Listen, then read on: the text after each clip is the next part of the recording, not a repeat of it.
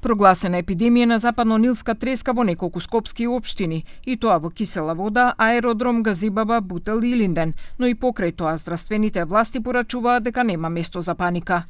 На клиниките досега се хоспитализирани 29 лица, а има и еден починат. Тоа е лице на 83 годишна возраст кој имало и дополнителни заболувања.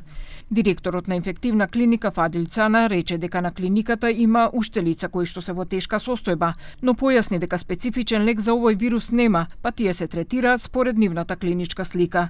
Како симптоми се јавуваат висока температура, силна главоболка и конфузност, рече Цана. Уште 5 пациенти се во тешка клиничка слика и се наоѓаат во оделот за интензивно лекување и се на механичка вентилација. Значи, болесните клинички случаи добиваат симптоматска терапија и цело време нормално се третираат и се проценува нивната здравствена состојба, доколку кај тие што појавуваат потешка клиничка форма се лекуваат во оделот за интензивно лекување. Од Центарот за јавно здравје Скопје велат дека причина за прогласувањето на епидемија е тоа што во периодов има зголемен број на случаи со заразени од западно-нилска треска, која се пренесува од комарец. За таа цел извршени се и дополнителни прскања на град Скопје, особено реонот на Драчево, каде беа забележани поголем број случаи. Мерки ќе се преземат и во отстранување на застоени води кои се легло на комарците. Една од мерките предвидува и отстранување на сите оние садови, предмети или делови каде што се собира водата, каде што може да се развијат комарците.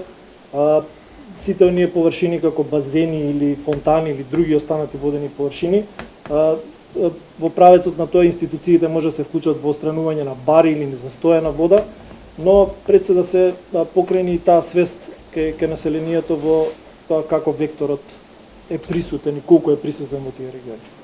Марија Гочевска од Институтот за јавно здравје пак со препораки до граѓаните да користат спреови против комарци, а особено земјоделците да избегнуваат места каде што има зеленила. Она што сакав да го посочам сега поради горештините, тие бираат моменти на раните утренски часови, вечерните часови да ги обавуваат земјоделските активности, поготово ако се поврзани со влегување во подрачје каде што има густо зеленило, насади и такви работи, постои опција да се концентрираат комарците таму, да користат репелентни средства, бидејќи не постои друг начин како да се заштитат во моментот. Инаку од општина Кисела Вода соопштија дека се врши акција против ларви од комарци, а за впеток има третман против возрасни комарци, особено на подрачјето на населба Драчево.